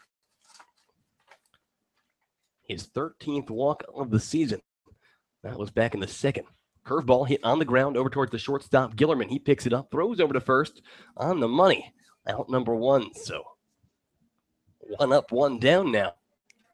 Going to bring Kyle Casterly to the plate, and the Scouts, who have been, offense has been hard to come by in this game, and that puts it lightly. 3 hits here through the first 5 1/3 innings pitched from the pitcher.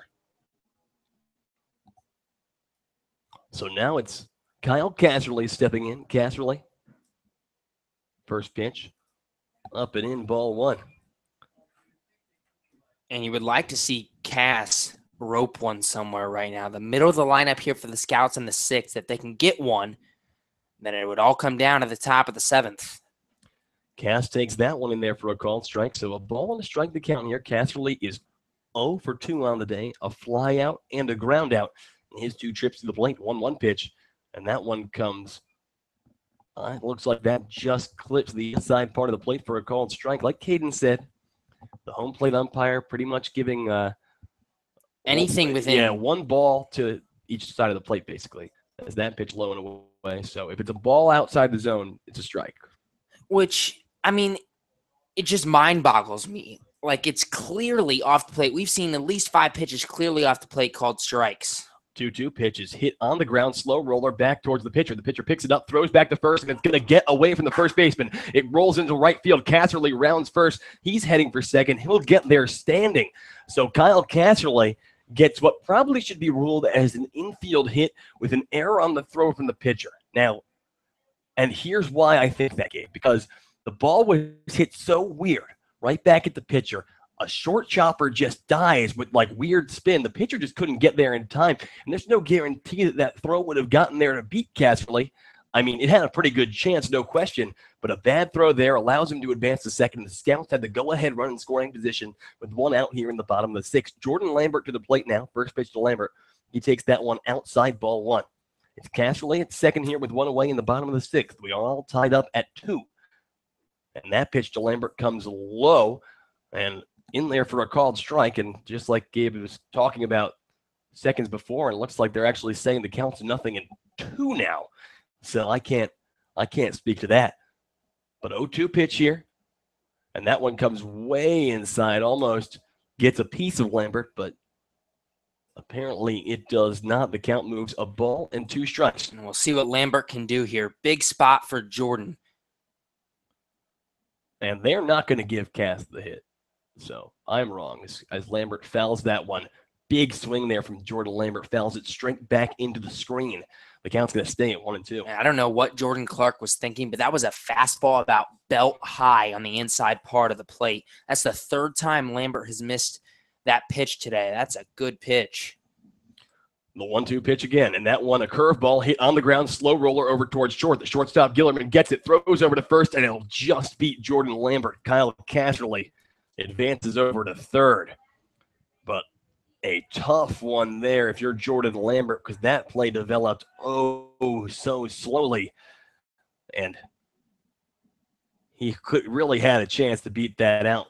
Props to the shortstop Gillerman getting that ball over. So now it's a runner at third and 2 out for Joey Roddy here in the bottom of the 6th.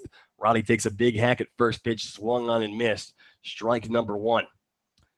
Kyle Casterly reached on an error over to second. Now he is at third. Other than that, a couple of ground outs for the Scouts here so far this inning. And that ball is hit in the air to right field. The right fielder is going to have it pretty easily. He'll make the grab for out number 3. So the Scouts have the go-ahead run just 90 feet away, but they cannot bring him home. We have played 6 innings of baseball out of 7 here at Grady's Field in beautiful Xenia, Ohio. The Scouts and the Richmond Jazz are all tied up at 2, folks. So don't go anywhere. We'll be right back. You are listening to Xenia Scouts Baseball on the Xenia Scouts Radio Network.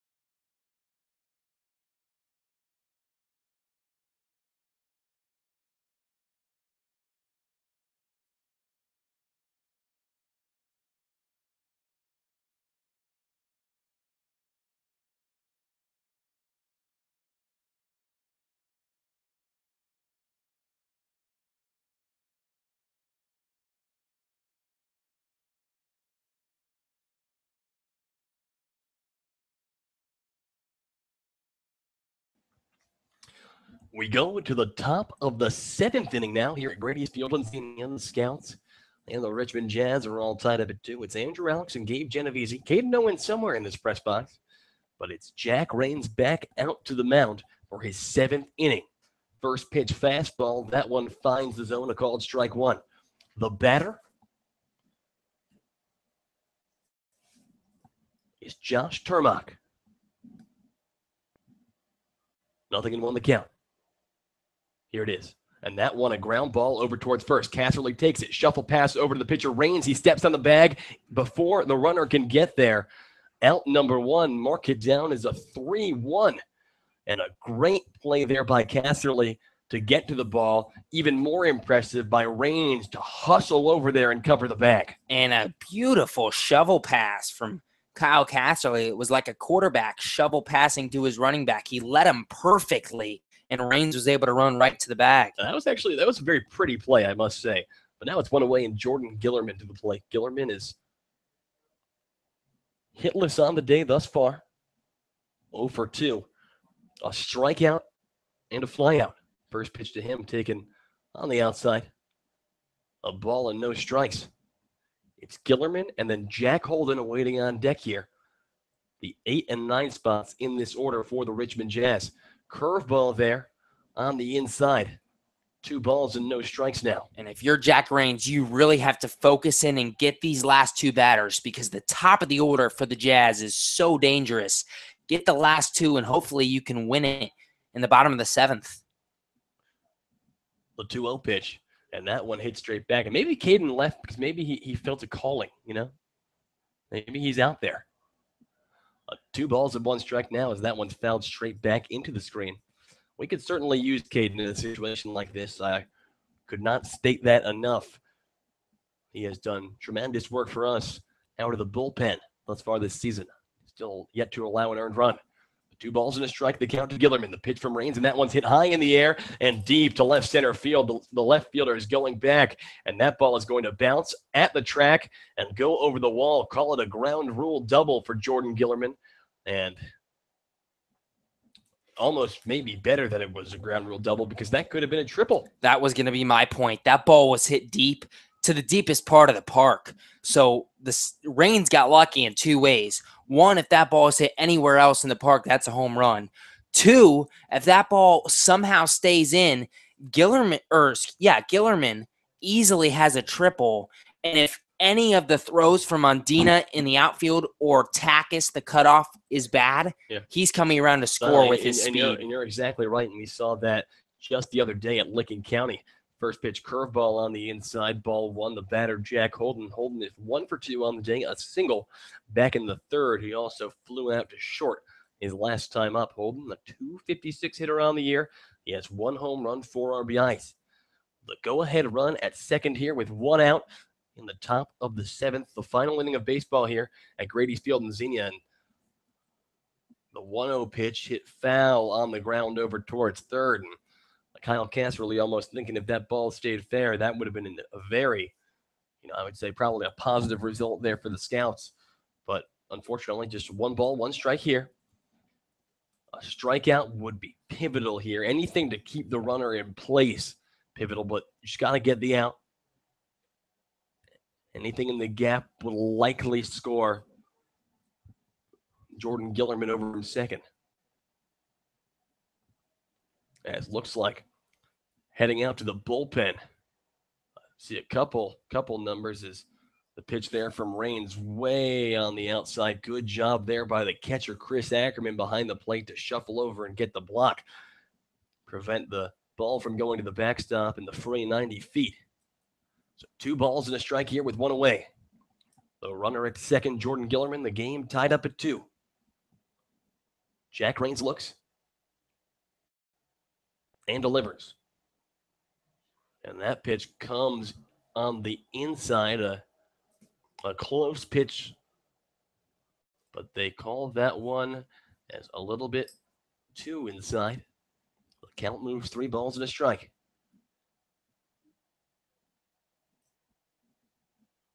Rains, the 3-1 pitch. And that one is low and away, ball 4. And I just I have trouble, man, because that certainly looked like that is something that they have given as a strike all day long. That one actually caught the outside corner, in my opinion. No, it certainly did. They've been that. Not all. Yeah, you're exactly right. That was. And Bubba Cates going to come out to the mound. That's unfortunate if you're Jack Rains because that walk, not your fault. And Bubba Cates might be out here trying to buy himself some time as no one was going in the bullpen until about 45 seconds ago for the Xenia Scouts.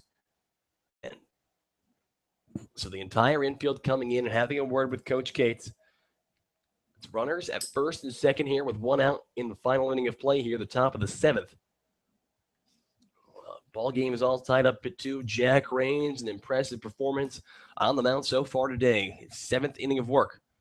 He started this ball game, and a lot of people thinking he was going to be given the chance to finish it, but unfortunately, we don't know yet. And I'm trying to see who's warming up. Looks like the right-handed pitcher, Michael Pineda O'Donnell. If you see that, Gabe, can you see to that corner? I think it is Pineda Yeah, O'Donnell. just from the it's hard to tell. We have weird angles here, but they're going to give Rains a chance to get himself out of this one. Remember, the double play ball is intact, and he has gotten himself a couple of those so far today. 3 to be exact. A 5-4-3, a 6 unassisted 3, and a 4 unassisted 3. And how pivotal would it be right here? But he has to face the top of the lineup and Nate Cobb. Cobb, 1 for 3 so far in this contest. He was 3 for 5 in the first game. First pitch to him. That one finds the zone, a called strike 1. And if he wants a double play ball, it's going to have to be a hard ground ball right at BG at second or Takas at short because Nate Cobb is the fastest player on the field right now. Well, that's 100% correct, yeah. The 0-1. Here it is. That one delivers on the outside. The count evens up 1-1. Like Gabe said, we've seen the batter Nate Cobb, the center fielder from Malone. He has beat out a couple of infield singles, one in the form of a squeeze bunt, one in the form of just a softly hit ball. As Rains delivers low and away that time, 2 balls and a strike to count to Nate Cobb. The runner at second is Jordan Gillerman. He reached second with a ground rule double. It then was followed by a Jack Holden walk. A tie ball game here with 1 away. The pitch. And that one delivers in there for a called strike. A good pitch there from Jack Rains. Evens up the count 2-2. It's the exact same spot I know. He put the last one in. Rains doing an excellent job at painting the corners here tonight.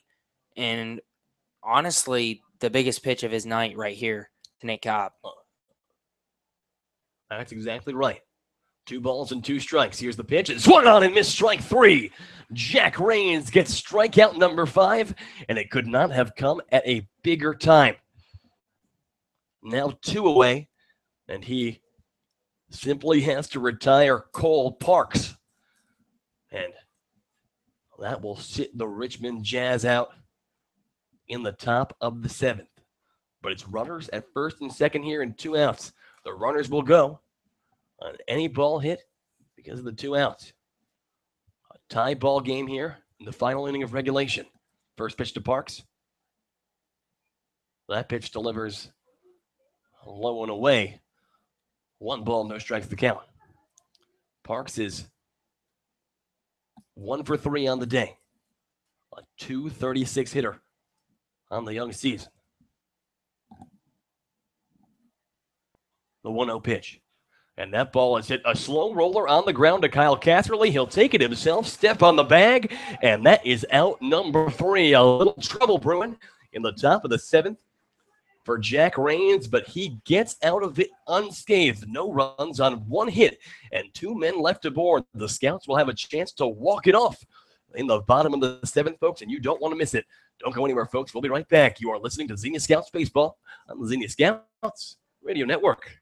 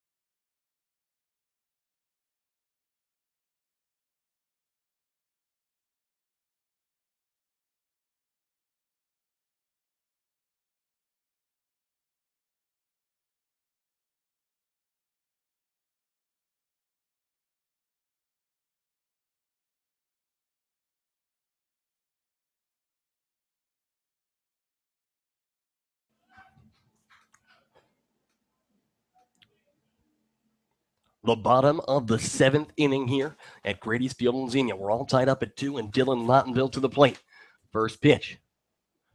That one finds the lower outside part of the plate. A called strike one. Lottenville behind the count, 0-1. Dylan, his last time up, hit one about as far as you can without it going out as he watches the 0-1 pitch up and away. The ball and strike now. Dylan is 0 for 2 on the day. A strikeout and a flyout. The 1-1 pitch. And that ball taken in the dirt on the outside. The count moves 2-1. Lottenville awaits the 2-1 pitch. And that one comes way on the inside. Lottenville having to get skinny there, move out of the way, but he has a very favorable 3-1 count here. Here it comes. And he hit that one on the ground, but just foul.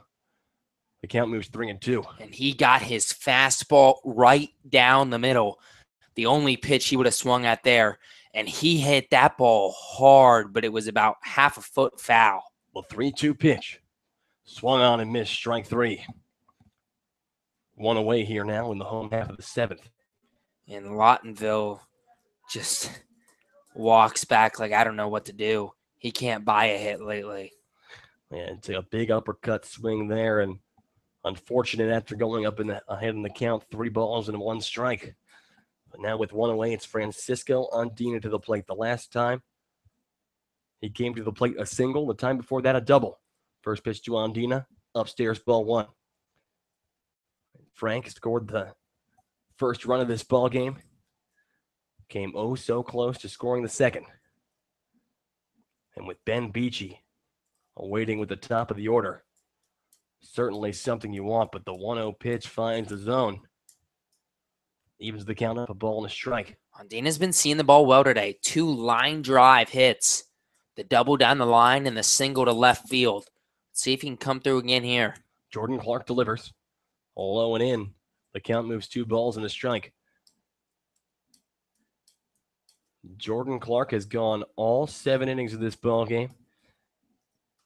Well, in his 7th inning of work, I should say. He hasn't gotten out of it just yet, as Andina calls time. But with Andina having gotten the best of him the first 2 times, 1 more would be crucial. The 2-1 pitch, and that ball delivers on the lower outside part of the zone. A called strike 2. So 2 balls and 2 strikes to the count. And maybe we're just homers. I can't tell. He's been calling that for both sides. Yeah. And I still say it's off the plate, but he's been giving that outside corner all night. The 2-2 pitch. And that one just off the point. The count goes full, and a big pitch here for Francisco Andina to get the go-ahead run aboard. Yeah, if you're Jordan Clark, if you're any pitcher, why wouldn't you just keep trying to paint the outside part of the plate? The 3-2 pitch. And Andina swings and misses there. Strike 3. And out number 2 here, and the Scouts down to their final out if they want to win this game in regulation. Otherwise, we're going to extra innings. Ben Beachy, the leading hitter on the Xenia Scouts ball club, is the man they're going to send to the plate. Beachy, a .315 hitter on the year, 4 doubles, make it 5 after his double in the 3rd. 1 home run. The pitch. First pitch, fastball, lower outside part of the plate, a called strike 1. Jordan Clark working very quickly now. He's ready to go. 0-1 the count here with 2 away in the bottom of the 7th. The pitch, big swing and a big miss there from Beachy. He was trying to send that one over the left field wall and end this game, but instead he finds himself behind in the count, 0-2. He awaits the 0-2 pitch now. High ball 1. And Jordan Clark has this pace exactly how he wants it. If I'm any Xenia Scout hitter, and that's exactly what Beach is doing. He adjusted his batting gloves, slowing Clark down. 1-2. Low and away, 2-2. And like Gabe just said, Jordan Clark painting the outside corners. Why wouldn't you? The 2-2 pitch. Swing and a miss, strike 3. That's going to do it for the Scouts in the bottom of the 7th. So 7 innings is all we had scheduled for this one, but it will not be enough. We are all tied up at 2 and heading into extra innings. Free baseball, everyone. You don't want to miss it. You are listening to the Xenia Scouts Radio Network. We'll be right back.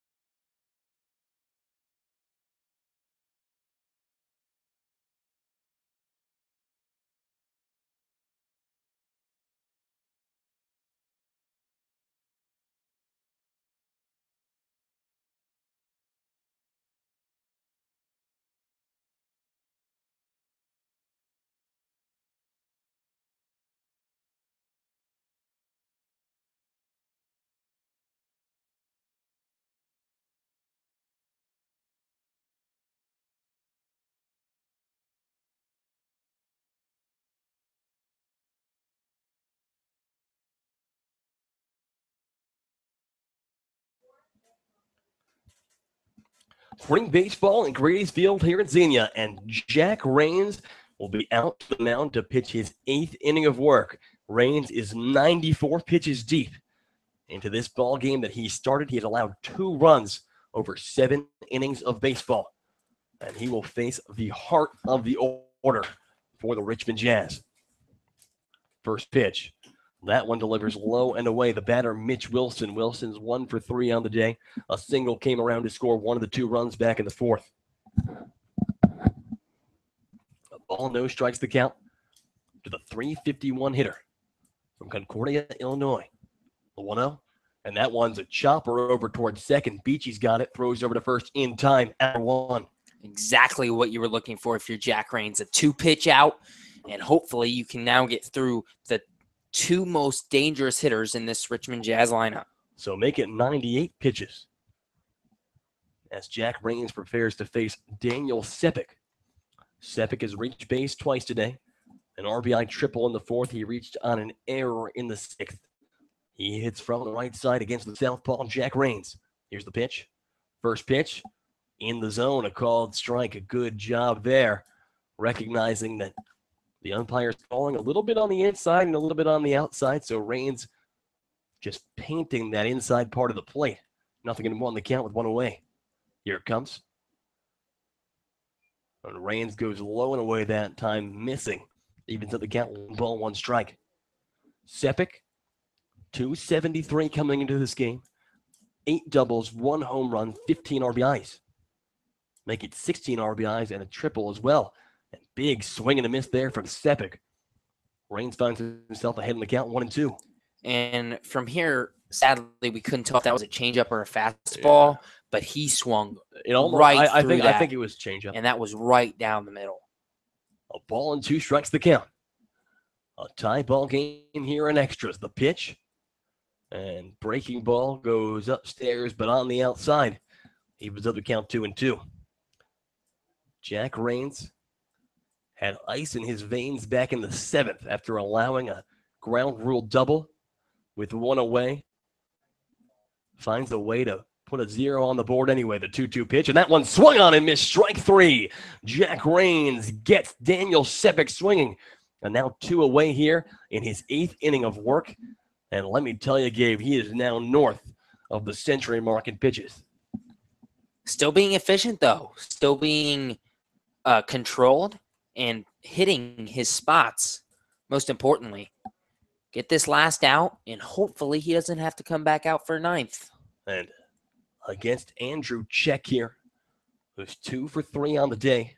First pitch, curveball, finds the zone, a called strike 1. Andrew Check, a .358 hitter, 4 doubles, 3 home runs, came into the game with 16 RBIs, but after a 2 for 3 days so far, he tacked on another one back in the 4th to make it 17. And he swings and misses there. Jack Rains ahead in the count, 0-2 here with 2 away in the top of the 8th. A tie ball game and extra innings of what was slated to be just a 7-inning contest. Rains going all off speed here to Sepik and now Check, not giving them anything to hit. Time is called here.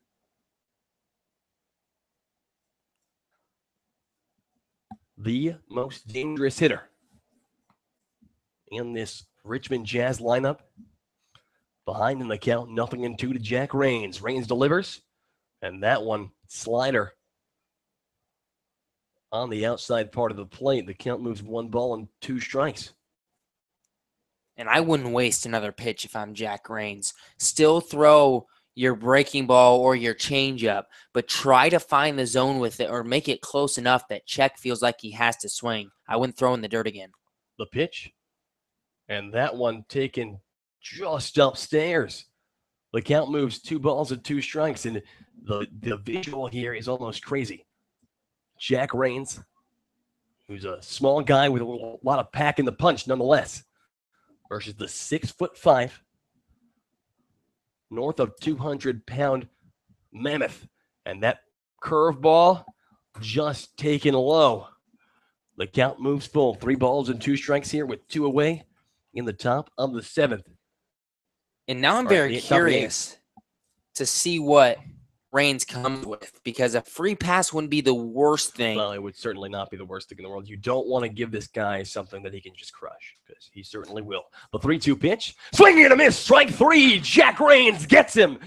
And with ice in his veins, with probably about 110 pitches, the short lefty gets the 6'5" mammoth power hitter Andrew Check a 1-2-3 inning in his 8th inning of work, and that is going to do it for the Richmond Jazz here in the top of the 8th. No runs on no hits and nobody left aboard. We will go to the bottom of the 8th when we come back. The Scouts trying to walk it off and win it. Don't go anywhere, folks. We'll be right back. You are listening to Xenia Scouts Baseball on the Xenia Scouts Radio Network.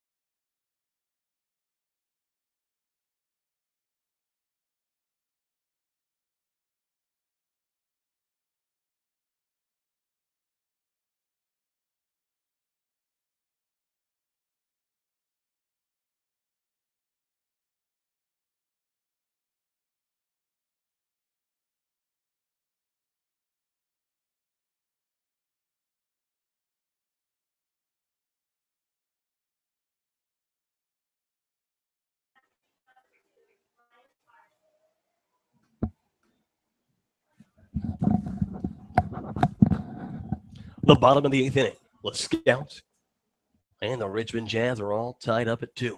It's Ryan Park to the plate as the Scouts are trying to win it. First pitch low and in. Ball number 1, Ryan Park. We have seen him hit these last couple of days. Not many chances so far today. 0 for 1 with 2 walks. And that ball hit foul down the third base line. Evens up the count. 1 ball and 1 strike. Park came into the game batting .341, 3 doubles, 7 RBIs. For the catcher from Point Loma Nazarene. A 1-1 pitch and curveball. Park tries to check his swing, but they're going to say he did. Yeah, they're going to say he held up. Actually, appeal to the umpire in the field, and they will continue to hold that he held his bat there. So Park ahead in the count, 2-1. It'll be Park, Takis, and Ackerman due up in the inning. And 2-1. A little bit of chin music there, up and in, 3 balls and a strike. Ryan Park needs to get aboard any way he can here. The 3-1 pitch. And that one is high, ball 4. So the Scouts have the winning run at first base and Ryan Park. And Aaron Takis to the plate with a man on and nobody out. And this catcher for the Richmond Jazz, probably not the strongest arm. Would you consider stealing a base here with Ryan Park or putting a hit and run on? I would maybe consider laying down a bunt and getting Park to second. But then again, Takis has been hitting the ball well today. But here comes the bunt. Ooh. First pitch bunt is popped back. And that one's going to go into the screen. A foul ball. 0-1 the count. Now it's a runner at first. Nobody out here. The bottom of the 8th inning. If the Scouts can score 1 here, they will win this ball game. Third base is in. And another bunt attempt there by Takis. Hitting foul territory. So with 2 strikes here, the bunt not possible, and Aaron Takis does not look happy with himself there, Gabe. And quite frankly, he shouldn't be. He knows what he had to do, and unfortunately, he just bunted foul twice. But like I said, Takis has been hitting the ball very well. He's a good hitter. Let's see if he can come back from 0-2.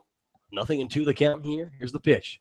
And Aaron takes that one up and in. 1 ball, 2 strikes. A good take there by Ackerman.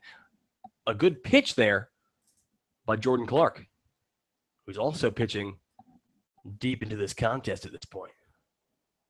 A 1-2 pitch. Curveball on the inside. Evens up the count, 2 balls and 2 strikes. And let me tell you, folks, with this umpire, it's like my heart rate goes up anytime there's a pitch just off the plate, because it's like, are they going to call that a strike? 2-2 now the count. And Takis fouls that one back into the screen. Good job by Aaron after falling behind 0-2 in this count. Taking a couple pitches and now getting the foul ball, work the count. and see if you can get Jordan Clark, who's in his 8th inning of workout here, to throw something that he doesn't like, or that Aaron likes, I would say. The 2-2 pitch, and Aaron hits that one in the air to left field. Going back, the left fielder, he'll catch it at the track, and Ryan Park is going to have to scurry back. That ball at the warning track, caught by the left fielder, Parks. And if that ball had dropped, possibly the game, but. And that's what I was going to say. I didn't think that ball was going out, but that was tailing down the line the entire time. I didn't know if Parks was going to get there. Parks, a pretty speedy guy, got there along the line. If that ball would have landed, I think Ryan Park is standing on third right now, and the winning run is 90 feet away. And Ackerman attacks first pitch, fouls out of play. First base side, the count 0-1. Chris Ackerman, he is 0 for 3 on the day, I believe. 0 for 2 or 0 for 3, Gabe? I think I'm missing in that bat here. 0 for 2 with a walk. 0 for 2 with a walk, okay. A .222 hitter on the year. He has drawn 13 walks so far this season for the Xenia Scouts. And the 0-1 pitch in the dirt on the outside. Good job by the catcher, Turnock. Make the block, preventing the advance. Some action in the Scouts bullpen. Is that Caden? No, it's not Caden.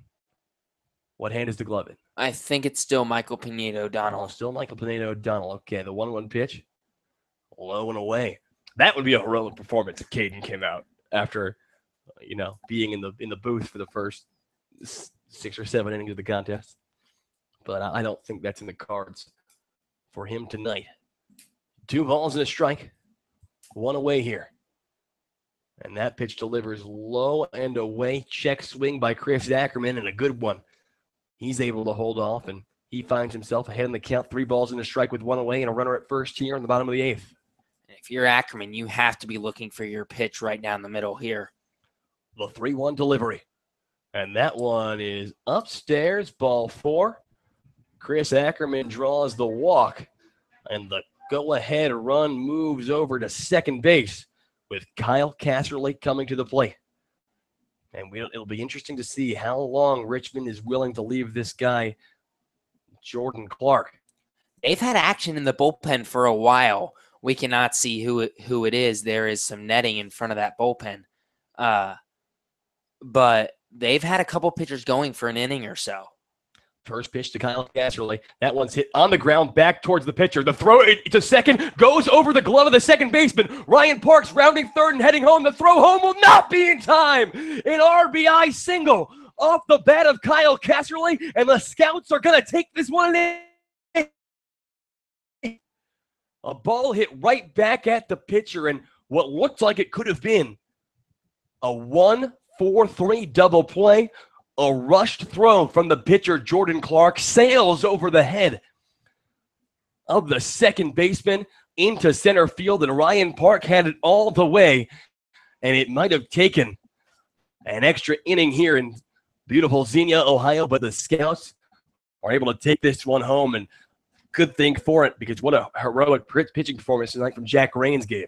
Rains, a huge clutch performance on the mound in game number 2 for the Scouts. We said it off the air, but the Scouts basically in a must-win situation here in game number 2. For sure. You come into the day hoping you can win 2 and jump the Jazz in the standings. The Jazz would go from 2nd to 4th. You would go to 3rd. After the game 1 loss, you fall 2.5 back of the Jazz, a game and a half back of the Jazz, and you're just hoping to stay in that 4th place spot and hopefully get a win tomorrow and then be tied with the Jazz. They did exactly that because of Jack Rains. The bat's not going too well for the Scouts here in game number 2. 3 hits along with a few walks. Richmond had 2 errors, including that last one on the mound by the pitcher. And fortunately for the Scouts, they get another 1-run win, a 3-2 victory, despite not hitting the ball very well. And you can thank Jack Rains for that. And Jack Rains, our player of the game for sure in this contest, just going out and throwing over 100 pitches here tonight when his team needed him most, when they needed to preserve arms in the bullpen and have him continually go out there and throw up zeros on the scoreboard. Well, he did just that. And because of his performance, the Scouts able to pick up the victory. The final line, the Scouts with 3 runs on 3 hits and 2 errors. The Richmond Jazz with 2 runs on 7 hits and 1 error. The Scouts, they move to 7 and 8 on the year. Is that correct, Gabe? 7 and 8 now. 7 and 8 on the year. And what was that put Richmond at? 8 and 6 is Richmond. That's why I say we haven't played the same number of games. So if we win tomorrow, Richmond stays at 8 wins and we go to 8 wins. That's why we'd be tied. The Jazz would still have an edge because of win percentage because they've played 1 less game. Indeed, folks. And the rubber match of this 3-game series will be here at Grady's Field in Xenia tomorrow night. The Jazz and the Scouts going to go at it one more time. I believe the Scouts will send Zach Wallace to the mound as they try to take 2 of this 3-game series. So I am Andrew Alex. He's Gabe Genovese. We're thank you for joining us here tonight. It's been a couple hours. We've been here since 5 o'clock, huh? 2 games. Mm-hmm. And it's been there were highs and there were lows, but in the end, it ends up being a split, and we just can't wait to get back here tomorrow for another one. So we thank you for joining us tonight. We wish you a pleasant evening. God bless, and we hope to see you tomorrow. Thank you very much.